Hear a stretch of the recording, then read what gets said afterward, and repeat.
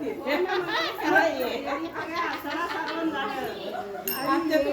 स्नान होऊन करते पारायण स्नान होऊन करते पारायण बाई मी मला शिकवा बाराखडी बाई मी येडी ग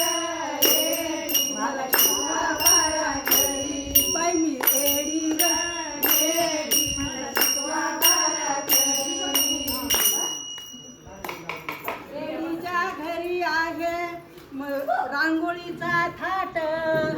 येडीच्या घरी आहे रांगोळीचा थाट आणि येडी वाचते हरी